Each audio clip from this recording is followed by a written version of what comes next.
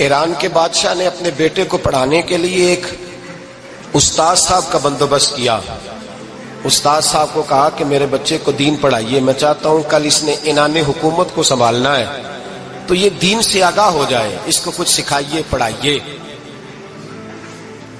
بہت نیک بزرگ بڑے درویش عالم پڑھانے لگے، اسباق مکمل ہو گئے، دین کے اسباق قرآن مجید پڑھایا، احادیث طیبہ کا درس دیا، اصول فقہ سے روشناس کرایا. جب بچے نے مکمل تعلیم حاصل کر لی اور آمین ہو گئی، دستار ہو گئی، فارغ ہو گئے، تو پھر ایک دن استاد صاحب نے کہا بیٹے کل تم نے ضرور آنا ہے، کچھ بات کرنی ہے. شہزادہ گیا ملنے استاد صاحب سے. استاد صاحب نے کنڈی لگا لی، ہاتھ میں درہ پکڑ لیا، مار مار کے پورے وجود کو زخمی کر دیا. کوئی غلطی نہیں، کوئی بات نہیں، مارا. اب بچہ آیا آ کے بادشاہ سلامت سے کہا کہ ابا جی سمجھ نہیں آئی، بڑا مارا ہے استاد. تو سیانے تھے نا بادشاہ، یہاں تو قاری صاحب روز کٹہرے میں کھڑے ہوتے ہیں، مولوی صاحب آپ نے میرے بچے کو کیوں مارا ہے؟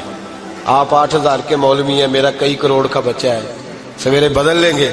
خبردار آپ نے بچے کو ہاتھ لگایا، اپنی حیثیت میں رہے معاذاللہ. جو قومیں استادوں کو کٹہروں میں کھڑا کرتی ہیں وہ ترقی نہیں کر پاتی. جو استادوں کو کٹہروں میں روز کھڑا کرتے ہیں. کہا ابا جی بڑا مارا ہے. تو والد بڑے سمجھدار تھے، کہنے لگے بیٹا استاد باپ ہوتا ہے، وہ زیادتی نہیں کرتا، کوئی بات ہوگی میں تیرے استاد کو کٹہرے میں نہیں بلاؤں گا. اماں سے بات کی، اماں کہنے لگی بیٹا میں تیرے باپ سے کیسے بات کروں، ڈر آتا. وقت گزر گیا، 22 سال بیت گئے، 22 سال گزر گئے. بادشاہ کا انتقال ہوا، شہزادہ تخت پہ بیٹھا. پہلا حکم یہ دیا کہ میرے استاد کو بلاؤ. پہلا حکم. استاد جی بوڑھے ہو گئے تھے، چھڑی کے اوپر ٹیک لگا کے آئے اور بھویں سفید ہو کے جھک گئی تھیں.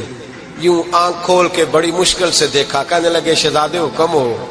کم میں شہزادہ نہیں، اب میں بادشاہ بن گیا ہوں.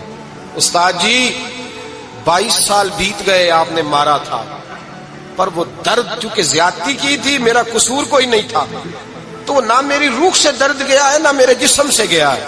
میں بے اختیار تھا، پوچھ نہیں سکتا تھا، آج با اختیار ہوا ہوں. سب سے پہلے پہلا حکم آپ کو دیا، بلایا ہے، بتائے کیوں مارا تھا، کیوں مجھے مارا تھا، میری زیادتی بتائے. تو استاد بوڑھے استاد کی آنکھیں آنسوؤں سے بھر گئیں.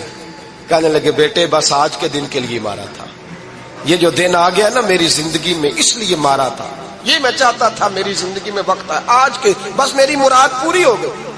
کہ صاحب کس لیے، مجھے بھی سمجھائے. آپ فرمانے لگے کتنی دیر ہو گئی تجھے مار کھائے ہوئے؟